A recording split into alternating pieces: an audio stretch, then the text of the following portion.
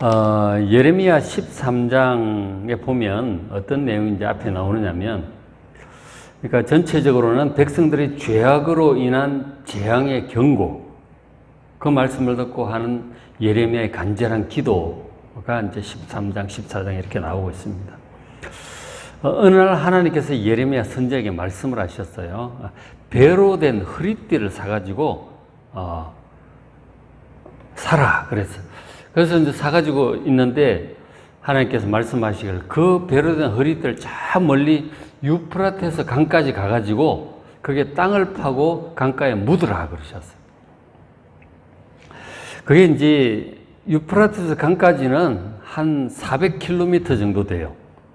여기서 한 부산 정도까지 내려가잖아요. 굉장히 먼 곳이에요. 그때 뭐 KTX가 있는 것도 아니고 아무것도 없잖아요.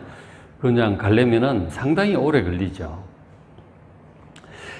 그거를 이제 갔다 오라고 하셨고, 그러니까 갔다 오려면 꽤 시간이 많이 걸리죠. 걸어서 갔다 오고 하는데 많이 걸리는데 언제 이런 일이 있었을까? 학자들의 짐작은 그 앞에 보면 아나도 사람, 고향 사람들이 예레미야를 죽이려고 한 적이 있었죠. 그래서 아마 그 사람들 피해서 하나님께서 좀 숨어 있다가 오라고 하는 그런 의미도 있었던 것 같아요. 그래서 죽이려고 하는 그걸 하나님께서 알게 해주셨잖아요. 그래서 아예 이제 저 멀리 이라크 쪽에 유프라테스 하란 그쪽이잖아요. 멀리 가서 좀 있다가 오라고 이제 하셨던 것 같아요. 그래서 어쨌든 거기 가가지고 멀리 400km나 되는데 가가지고 묻어놓고 그렇게 이제 돌아온 거죠. 그리고 지내던 중에 하나님께서 또 말씀을 하셨어요. 다시 그곳에 가가지고 그 뱃띠를 다시 땅 파고 가져오느라 그러신 거죠. 그래서 이제 그 7절에 보시면 예레미야 13장 7절에 내가 유브라데로 가서 유프라테스 강까지 가서 그 감추었던 곳을 파고 띠를 가져오니 띠가 썩어서 쓸 수 없게 되었다. 상당히 몇 달 최소한 반년 이상은 이제 세월이 지나서 가니까 다 이제 물에 젖어서 썩어서 그렇게 된 거죠. 제사장이잖아요. 예레미야가 제사장이고 선지자인데 제사장들이 매는 띠가 이제 세마포 옷 위에 이렇게 띠도 하고 이렇게 하는데 굉장히 중요하잖아요. 띠가. 자, 그렇게 하는데 그래서 그것을 보고 하나님께서 말씀을 하신 거죠. 9절에 예루살렘의 큰 교만을 이같이 썩게 할 것이다. 그들이 하나님 앞에 굉장히 교만하다는 거죠. 교만한 자의 중요한 특징 중 하나가 아무 말도 안 들어요. 하나님 말씀도 안 듣습니다. 왜냐하면 자기가 제일 똑똑하기 때문에 하나님 말씀을 전혀 들을 생각도 안 하고 그냥 자기 계획, 자기 생각대로 쭉 그냥 앞 뒤도 안 보고 막 가는 거죠. 하나님께서 그들의 그 교만을 큰 교만을 내가 썩어버리게 할 것이다. 그렇게 하나님께 심판하시고. 그러니까 지금 사람 몸에 띄고 있던 띠를 딱 이렇게 해서 결국 그 필요하고도 중요한 그 띠를 갖다가 썩어버리게 하는데 이 예루살렘의 큰 교만이 이와 같다고 말씀을 하신 거죠. 하나님의 심판과 재앙으로 백성들의 교만을 뱃띠처럼 썩게 할 것이다. 말씀하신 거죠. 그러면서 이제 하신 말씀이, 그 10절에 이 악한 백성이, 이 예루살렘 백성이 내 말 듣기를 거절하고 그 마음에 완악한 대로 행하는 거예요. 이게 교만하니까 그런 거예요. 교만이라고 하는 것은 하나님 말씀을 안 듣는 거죠. 그리고 그 마음에 완악한 대로, 이 고집대로 자기 생각대로 가는 게 이 교만이죠. 그렇게 하면서 하나님을 떠나서 다른 신들을 따라 섬기고 그거 가서 절하고 경배하고 기도하는 거예요. 그래서 그들이 이 예루살렘 백성, 교만한 이 백성, 어리석은 이 백성들이 이 띠가, 뱃띠가 썩어서 쓸 수 없음 같이 될 것이다. 하나님의 심판을 지금 선고하시는 것이죠. 그러면서 하시는 말씀이 20절에 너는 눈을 들어 북방에서 오는 자들을 보라. 환상 중에 이제 보여주시는 거죠. 북방에서 오는 자들. 북쪽 혹은 동쪽이라고 북동쪽에서 오는 게 이제 이 바벨론을 지금 가리키고 있는 거죠. 새로 일어나가지고 주변 나라들 다 점령하고 막강한 기세로 일어나서 오는 그 바벨론, 느부갓네살로 한 거죠. 북방에서 오는 자들을 보라. 어찌하여 그럴 때에 백성들이 예루살렘 백성들이 그럴 것이다. 22절에 어찌하여 이런 일이 내게 닥쳤는고 하겠으나 어쩌다가 이런 일이 우리에게 닥쳤을까? 이렇게 한탄을 하고 하나님께서 막 예루살렘 성전이 있으면 지켜줄 거다 막 그런 얘기도 하고 막 그랬잖아요. 근데 어찌하여 이런 일이 닥쳤는고 하겠으나 네 죄악이 크므로 이런 일이 생겼다고 말씀을 하시는 거죠. 그러니까 네 치마가 들리고 이거는 이제 옷이 그 다 드러난다고 하면 수치스러운 거죠. 수치가 다 드러나고 그리고 네 뒤꿈치가 상한다. 발도 상하고 막 이건지 결국 오는 전쟁으로 인해서 이렇게 되는 수치와 상하는 것과 멸망이 온다는 거죠. 왜 그러냐? 23절에 구스인이 그의 피부를 표범이 그의 반점을 변하게 할 수 있느냐? 이 구스인은 에티오피아, 아프리카 쪽을 얘기하잖아요. 그죠? 피부가 아주 검단 말이에요. 그러니까 그 흑인이 그 피부를 변하게 할 수 있느냐? 표범이 그 얼룩덜룩한 반점을 변하게 할 수 있겠냐? 그건 타고나는 거예요. 어떻게 보면. 그죠? 그건 뭐 씻는다고 되는 문제가 아니죠. 그것처럼 그렇게 할 수 있다면 악에 익숙한 너희도 선을 행할 수 있으리라. 이 악을 행하는 하나님을 거역하고 욕심을 따라 완악함을 따라 그냥 우상을 따르고 악행을 하는 이런 것이 막 구서인의 검은 피부처럼 표범의 반점처럼 아주 타고났다는 거예요. 이게 우리가 이제 원죄라고 얘기를 하잖아요. 하나님을 떠난 우리 사람들의 모습이 이와 같은 거예요. 아예 이 죄악성을 타고나가지고 네가 선을 행할 수 있겠느냐? 하나님 그렇게 말씀을 하시고 그 죄에 익숙하고 죄를 더 좋아하고 하나님을 자꾸만 떠나가려고 하는 그런 죄악성, 그것으로 인해서 이런 화가 지금 오고 있다는 거죠. 회개하라고 강력하게 지금 촉구를 하시는 거죠. 그래서 이제 북방에서부터 화가 다가오고 있는 거예요. 25절에 여호와의 말씀이라 이는 네가 나를 잊어버리고 거짓을 신뢰하는 까닭이라. 자꾸 하나님께 예배드리고 말씀 읽고 기도하고 이래야 될 텐데 사느라 바빠 노느라 바빠 그냥 일하느라 바빠가지고 하나님을 자꾸 잊어버리고 찾지도 않습니다. 말씀도 보지도 않고 기도도 안 하고 예배도 안 드리고 그렇게 세상에 빠져가 살아가고 있는 거죠. 네가 나를 잊어버리고 그리고 거짓을 신뢰하는 하나님을 신뢰해야지. 참이신 진리신 하나님을 신뢰하지 않고 이 거짓된 우상과 거짓 사상들과 이런 육신적이고 세상적인 풍조를 따라가고 있는 거란 말이에요. 그래서 이 악행을 하고 우상을 따르고 그러잖아요. 26절 그러므로 내가 네 치마를 네 얼굴까지 들쳐서 네 수치를 드러내. 수치가 다 드러나는 거죠. 27절에 내가 내 간음과 모든 가정한 것들 악행을 보았다. 우상을 섬기고 점을 치고 뭐 이런 거 아주 영적으로 가정하잖아요. 음란한 것들 아주 가정하고 혐오스러운 것들이 그런 간음과 뭐 이런 모든 것들을 하나님께서 보셨다고 하는 거예요. 결국 수치를 드러내, 간음을 좋아하냐 수치를 드러내겠다 하시는 거죠. 화 있을진지 예루살렘에 네가 얼마나 오랜 후에야 정결하게 되겠느냐. 얼마나 네가 고난을 당하고 막 심판과 책망을 듣고 고난을 당해야 얼마나 당해야 네가 정결하게 되겠느냐. 죄악을 버리고 진정으로 회개하고 돌아올 것이며 하나님께서 백성들에게 모습을 보면서 탄식을 하시는 것이죠. 이 13장의 내용이 이제 이런 내용이에요. 그리고 이제 14장에 넘어가는데 가뭄이 또 왔어요. 14장 1절에 가뭄에 대하여 예레미야에게만 여호와의 말씀이라. 우리는 지금 홍수 때문에 그냥 많은 사람 죽고 다치고 이렇게 하고 있는데 여기 이제 가뭄이 들었어요. 그러니까 백성들이 하나님의 그 경고를 듣질 않잖아요. 예레미야가 막 북방의 전쟁 끓는가 막 얘기도 하고 막 얘기해도 듣질 않아요. 무슨 재수 없는 소리 한다 그러고 예레미야 죽이려고 그러고 오히려 하나님의 말씀을 들을 생각을 안 합니다. 겸손해지지도 않고 회개하지도 않아. 하나님을 두려워할 줄 몰라. 그래서 하나님께서 전쟁 얘기하시지만 그것도 듣지도 않아요. 전쟁이란 사실 오면 끝장나는 거예요. 그렇잖아요. 그 전에 회개를 해야지. 그래서 하나님께서 전쟁이 오기 전에 회개할 수 있도록 가뭄이라고 하는 경고성 재앙을 또 보내시는 거예요. 이거는 고생시키려고 하는 것이 아니고 회개하라고 경고를 하시는 거죠. 진심으로 하나님께 돌아오라고 하시는 거죠. 이 마음의 할례를 받아야 돼요. 그래서 이제 가뭄을 보내셨는데 이 가뭄이 오니까 백성들이 또 뭐 선지자들도 많잖아요. 거짓 선지자도 많고 제사장도 많고 하나님께 기도하고 뭐 예레미야에 또 기도를 했겠죠. 하나님 안 그래도 힘든데 이 가뭄까지 보내십니까? 그렇게 기도를 했겠죠. 하나님께서 가뭄과 같은 응답하신 말씀들이 또 14장의 말씀인 거죠. 그래서 가뭄이 오니까 4절에 땅에 비가 없어 지면이 갈라지니, 지면이 쩍쩍 갈라질 정도면 비가 진짜 안 온 거죠. 그러니 밭 가는 자가 부끄러워서 그 머리를 가리는도다.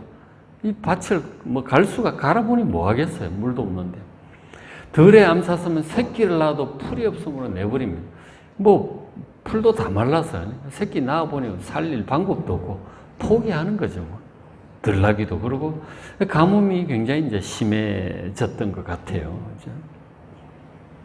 다 이제 고통을 당합니다. 이렇게 되면 정말 하나님께 진실로 회개하고 돌아와서 간구하고 그렇게 해야 될 텐데 사람들은 여전히 그러질 않습니다. 계속 뭐 그렇게 가고 있는 거예요. 그래서 예레미야가 참 안타까워서 하나님께 기도를 합니다. 예레미야가 안타까워서 하나님께 기도를 하는 거예요. 예레미야는 알잖아요. 왜 이런 일들이 생기는지.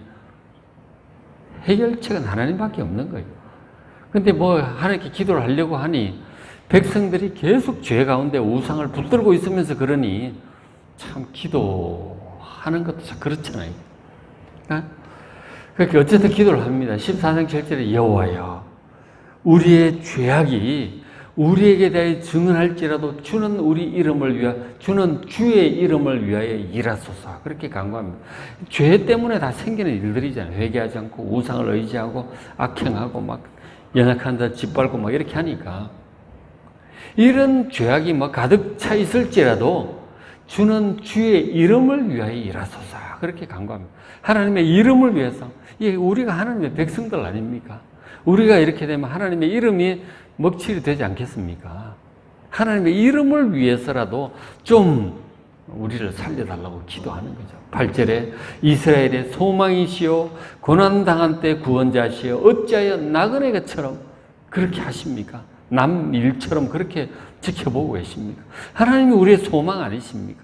하나님이 고난당할 때 늘 우리를 구원해 주시지 않으셨습니까? 이 가뭄으로부터 건져달라고 구하는 거죠. 9절에 주는 그래도 우리 가운데 계시지 않습니까? 우리 가운데 계시고 또 우리는 주의 이름으로 일컬음을 받는 자들이오니 우리를 버리지 마옵소서. 우리를 이렇게 가뭄으로 버리시고 막 이렇게 하시면 하나님의 이름이 오히려 욕이 되지 않겠습니까? 하나님의 이름을 위하여 생각하시고 우리를 살려달라고 구합니다. 우리가 뭐 잘한 게 없으니까 뭐 기도할 그 근거가 없는 거예요. 뭘 가지고 기도하겠어요? 뭐 잘한 게 있어야지. 뭐 달라고 하지. 정말 하나님 이름을 따라 기도하고 의롭게 행할 때 그런 일이 생겼다면 또 그걸 붙들고도 기도도 할 수도 있겠죠. 하나님, 우리가 하나님 위해서 얼마나 기도하고 섬기고 말씀을 따라 바르게 행했는지 굽어 살피시고 우리를 구해 주시옵소서. 뭐 그렇게 기도라도 하지 않겠어요? 지금 이제 잘하는 게 일도 없고 우상 섬기고 악행을 하는데 무슨 염치로 기도를 하겠어요? 그 앞에 뭐 그런 내용도 있었잖아요. 하나님께서 하시는 말씀이 그 14장 바로 뒤에 있네, 그죠? 하나님께 기도하지 말라는 거예요, 그죠? 하나님 말씀이 그 14장 11절에 너는 이 백성을 위하여 복을 구하지 말라는 거죠. 그들이 금식하며 부르짖어도 뭐 비 때문에 기우제를 하고 뭐 내가 듣지 않겠다는. 진심으로 회개하고 하나님을 경외하는 마음으로 믿음으로 기도하는 게 아니고 그냥 뭐 문제나 해결해 달라고 하는 그런 기도 듣기 싫다 하는 거예요. 회개 없는 문제 해결만 구하는 기도 듣기 싫다는 거예요.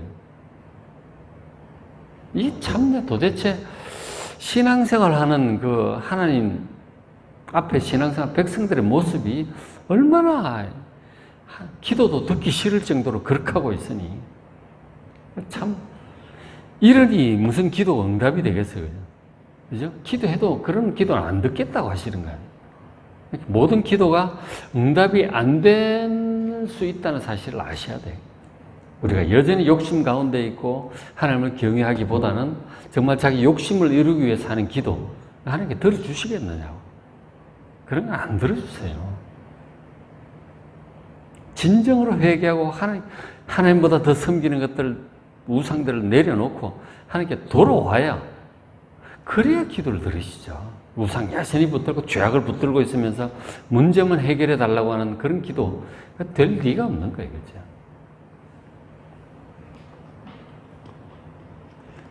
그래서 어쨌든 예레미야서는 안타까운 심정으로 기도를 하는, 하나님께서 기도하지 말라는 거죠. 참 어떻게 해야 될지 참 답답하고 안타깝죠.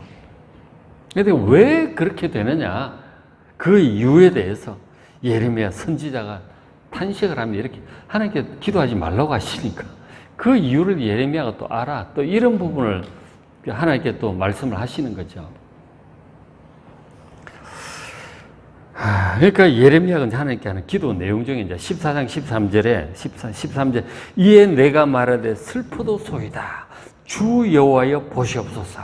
그러면서 예레미야가 하나님께 막 드리는 말씀이에요. 13절에 선지자들이 그들에게 이르기를, 백성들에게 그렇게 얘기를 하는 거예요. 예레미야 선지자 보니까 이 거짓 선지자들이죠. 수많은 거짓 선지자, 참 선지자가 몇 안 돼 지금. 예레미야 하고 참 별로 없어요. 대부분인 선지자들 그렇게 얘기를 하는 거예요. 선지자들이 그들에게 백성들에게 이르되 너희가 칼을 보지 않을 거다. 전쟁 안 온다. 이 예루살렘에 성전이 있는데 하나님 지켜주시는데 안 온다. 걱정하지 말라는 거죠. 칼을 보지 않을 것이고 기근은 너에게 이르지 않을 것이다. 하나님께서 만복에 근원하신 하나님께서 계시는데 뭘 걱정하냐. 기근 그런 거 안 온다. 그런데 기근이 지금 왔잖아요. 그죠? 전쟁도 올 거라고요. 계속 회개하지 않고 계속 그런 식으로 가면. 근데 이 거짓 선자들이 칼을 기근 오지 않을 거라는 거죠. 내가 이곳에서 너에게 확실한 평강을 주리라. 선지자들이 주겠다는 소리인지 하나님께서 그렇게 주신다는 얘기인지 좀 헷갈리는데, 어쨌든 하나님께서 이 예루살렘 성전이 있는 이곳 하나님의 백성들에게 확실한 평강을 주리라. 그런 얘기를 한다는 거예요. 이 전부 거짓 선지자들, 예레미야가 전하는 이 말씀과 정반대 얘기를 하는 거죠. 칼과 기근과 전염병으로 멸망할 것이다. 회개하지 않으면 회개하라. 그렇게 외치는 얘기가 정반대 얘기죠. 평강과 안전과 축복을 막 약속하고 보장하고 있는 거죠. 이 거짓 선지자들이 듣기 좋은 얘기들, 뭘 할지라도 복을 빌어주는 거죠. 무슨 짓을 할 때 평강을 빌어주고, 그 평강이 있겠어요? 그러니까 없다 하는 거예요. 문제는 거짓 선지자 이런 말을 백성들이 그걸 듣고 좋아하는 거죠. 야, 맞다. 그렇지. 우리가 하나님의 백성이고 예루살렘에 성전이 있는데, 지성소에 법궤가 있는데 우리나라 안전할 거야. 괜찮아. 잘 될 거야. 자기들끼리 그렇게 하고 있는 거예요. 거짓 선지자의 말을 듣고 서로서로 위로하고 그렇게 하고 있는 것이죠. 19절에 여호와께서 내게 이르시되, 하나님께서 예레미야 선지자에게 말씀을 하시는 거예요. 이 거짓 선지자들에 대해서. 이 선지자들이 거짓 계시와 점술과 헛된 것, 자기 마음의 거짓으로 너에게 예언하는구나. 하나님께서 정확히 아시는 거죠. 거짓 계시, 이 계시는 계시인데 거짓 계시들이 있어요. 뭔가 천사가 나타나가지고 막 얘기를 해주는 거예요. 하나님인 척하고 나타나가지고 얘기를 하는 거예요. 사탄이 광명의 천사로 가장하고 온대잖아요. 거짓 계시를 주는 거예요. 이 선지자들도 나름대로 기도하고 나름 영성이 있는 사람들인데 욕심을 따라 이렇게 가다 보니까 악한 영들이 틈을 타고 그들에게 악한 영들이 거짓 계시를 주는 거예요. 그리고 점술도 써요. 뭔가 이 계시를 받기 위해서 쓰는 방법들이 있는 거예요. 점치는 그런 방법들이 있는 거죠. 나름대로 방법들이 다 있다니까요. 무당도 무당의 방법이 있고 점쟁이는 점쟁이 방법이 있는 거예요. 흔들고 있잖아요. 그런 게 점술이죠. 그리고 헛된 것. 그리고 또 보면 자기 마음에 거짓이 있어요. 마음에 솟아나는 생각들이죠. 다 이 백성들 뭐 좋은 얘기 해줄까 생각을 하고 있으니 뭔가 딱 떠오르는 거죠, 속에서. 근데 그것이 점점 더 확신으로 차오르는 거예요. 그 자기 마음에서 나는 거짓이에요. 성령의 감동이 아니고 자기 마음의 거짓이라니까. 마음에서 나는 자기가 원하는 거지. 그것을 가지고 하나님께서 말씀하셨다는 거예요. 응답하셨다는 거예요. 그러면서 하나님께서 응답하셨습니다. 그리고 백성들에게 막 얘기를 하는 거예요. 하나님의 말씀이라고 얘기를 하는 거예요. 사실은 그게 거짓 계시고 그리고 헛된 것이고 자기 마음에서 솟아나는 거짓이에요. 그걸 백성들이 들으니 야, 저 선지자가 저렇게 얘기를 하는구나. 이 선지자도 저 선지자도 그런 얘기를 똑같이 하니까 얼마나 듣기 좋아. 야, 우린 괜찮아. 근데 꼭 유독 재수없는 얘기다 멸망할 거라고 회개하지 않으면 멸망할 거라고 그 예레미야 선지자면 재수없는 소리를 하는 거예요. 그러니까 선지자들이 도대체 제 예레미야 때문에 뭘 도대체 안 되겠다. 저 없애야 되겠다. 그러고 하고 나오는 거 아니에요, 지금. 예수님 당시 예수님도 마찬가지예요. 그 바리새인들, 서기관들 다 대제사장 똑같은 얘기하는 거죠. 잘 될 거라는 거죠. 성전이 있는데 뭘 걱정이냐.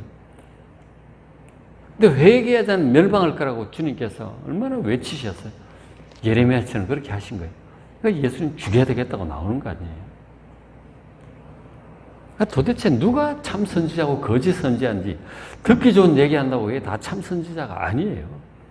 하나님의 말씀을 따라 비추어서 우리가 정말 바르게 가고 있는지 스스로 살펴야 돼요. 정말 참인지 거짓인지를 구분할 수 있는 것은 하나님 말씀밖에 없다니까요. 말씀을 꾸준히 보셔야 이 분별을 할 수가 있다 하는 것이죠. 얼마나 듣기 좋은 얘기들 많이 하는지 몰라. 위로가 되는 얘기, 평안을 주는 얘기, 확신을 주는 얘기, 잘 될 거라고 하는 이 소망을 주는 얘기들. 하나님 앞에서 우리가 어떻게 하고 있는지 말씀에 비추어서 스스로를 살펴야 되는 거예요. 정말 내가 잘 가고 있는 것인가? 재앙을 자초하고 있는 것은 아닌가? 잘 살펴야 되는 것이죠. 그래서 하나님께서 이런 거짓 선지자들 얘기 때문에 백성들이 전부 잘못 가잖아요. 그들에게 심판을 선포하십니다. 15절에 그러므로 내가 보내지 아니하였어도 내 이름으로 예언하는 이 선지자들 이들에 대하여 하나님께서 말씀을 하셨다. 예레미야가 얘기를 하는 거죠. 그 선지자들, 거짓 선지자들은 여호와 이름으로 예언한 예언이 이제 하나님 말씀을 전한다는 뜻이잖아요. 예언, 받들 예자는 말이에요. 말씀을 선포하는 선지자들은 칼과 기근에 멸망할 것이다. 칼도 오지 않고 기근도 오지 않을 거라고 하는 그들은 그들이 칼과 기근으로 멸망할 것이다. 그리고 또 16절 그것만 하는 게 아니에요. 더 큰 문제는 16절에 그들의 예언을 받은 백성은 그걸 믿고 거짓 평안 가운데 있으려고 하는 그들은 기근과 칼로 말미암아 예루살렘 거리에 던짐을 당할 것인즉 그들을 장례식 할 자도 없을 거예요. 전부 다 죽는다는 거죠. 장례식도 뭐 한둘 죽어야 장례식도 하는 거지. 이 사람 저 사람 다 죽으면 누가 장례식을 해요? 길거리 시체가 쌓이는 거죠. 무시무시하잖아요. 실제로 나중에 바벨론 오면 그렇게 될 거라고요. 그것을 예레미야 선지자는 알고 정말 회개하라고 구하는데 도대체 들을 생각을 안 하는 거죠. 이런 거짓 선지자들 얘기를 더 좋아하고 우상을 따라가고 그렇게 하고 있는 것이죠. 결국은 그런 거짓된 말씀을 전한 자와 그것을 믿고 따르는 자 함께 멸망할 것이다. 그 말씀을 듣고 나니 예레미야 선지자가 정말 안타깝죠. 또 하나님께 기도합니다. 기도밖에 할 수가 없잖아요. 그죠? 14장 20절 우리의 악과 우리의 조상의 죄악을 인정하나이다. 우리가 주께 범죄하였나이다. 죄 지은 거를 지금 인정을 하고 회개를 해야 되는데 죄라고 인정을 안 해. 다들 그렇게 하는데 뭐 다 그렇게 하고 있는데 이게 뭐 죄라고 생각을 안 해요. 하나님보다 다른 것들을 더 의지하고 섬기고 우상적인 것들을 믿고 따르고 하나님 말씀보다 세상의 거짓된 사상들 이런 것들을 더 믿고 따르고 부드러운 소리 뭐 이런 거 믿고 따르는 이게 죄인 줄 인정을 안 한다니까. 계속 그렇게 가는 거 아니에요. 전쟁터의 말처럼 냅다 달리는 거 아니에요 지금. 우리의 악과 우리 조상의 죄를 인정하나이다. 우리가 주께 범죄한 자기가 죄 가운데 있다는 사실을 진실로 깨닫고 통회하는 이 마음, 이게 진실한 회개예요. 이게 없으면 그냥 문제 해결해 달라고 나와서 그런 기도는 참 얄팍한 기도죠. 문제 해결되면 또 떠나가는 거예요. 자기 방식대로. 참 진정한 회개에 이른다고 하는 거, 이게 진짜 복이에요. 진정한 회개에 이른, 자기의 악함과 죄악성과 연약함과 교만함과 이런 걸 진짜로 통회하는 마음으로 하나님께 막 기도하는, 여기에 이르기를 지금 이르라고 지금 예레미야서 그렇게 선포하는데 듣질 않죠. 뭐가 내가 잘못한 게 뭐 있느냐 이거죠. 21절에 주의 이름을 위하여 우리를 미워하지 마옵소서. 우리 스스로의 모습으로는 도저히 안 되니까 하나님의 이름을 위해서 우리를 너무 미워하지 마시고 완전히 그냥 멸망시키려고 그렇게 하지 마시고 주의 영광의 보좌를 욕되게 마옵소서. 영광의 보좌라고 하는 게 특별히 이제 그 지성소를 가리키고 있는 거죠. 하나님 예루살렘 멸망하지 않도록 성전이 파괴되지 않고, 성전 파괴에 대한 말씀도 하셨거든요. 너희들이 계속 그렇게 가면 실로의 그 성막이 어떻게 됐는지 보라. 예루살렘도 버린다 말씀을 하시니까 버리지 마시라고 좀 간청을 하는 거죠. 주께서 우리가 세우신 언약을 기억하시고 패하지 마옵소서. 언약을 하셨잖아요. 아브라함에게도 언약하셨고 그 언약대로 이제 이 가나안 땅을 주셨잖아요. 예루살렘 주셨잖아요.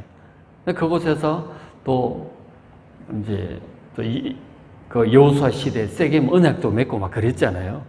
그리고 다윗 언약도 맺으시고 하셨는데 그 언약을 기억하지 패하지 마시라고, 예루살렘 버리지 마시라고 간구하는 거죠. 참 딱하죠. 선지자는 참 딱해요. 백성들은 도대체 그리고 하나님 진노 가운데 계시고 예레미야 혼자서 그냥 막 이가 안 무너지도록 기도하고 있는 거죠.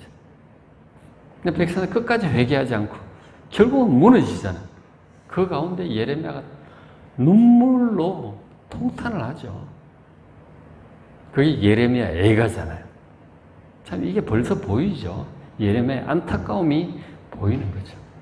도대체가 이걸 알아줄 사람도 없고 함께 그냥 몰려가고 있으니 이 안타까운 이런 모습들을 우리가 봐야 되는 거죠. 과연 우리는 어떠한가? 하나님 보시기에 참된 회개에 이르고 정말 낮은 마음으로 하나님 의지하고 하나님 경외하고 그렇게 의지하고 말씀대로 하고 있는가 잘 살펴서 하나님 보시기에 인정받는 그런 신앙생활 잘 걸어가는 우리가 될 수 있도록 기도하는 이 새벽 되시길 바랍니다.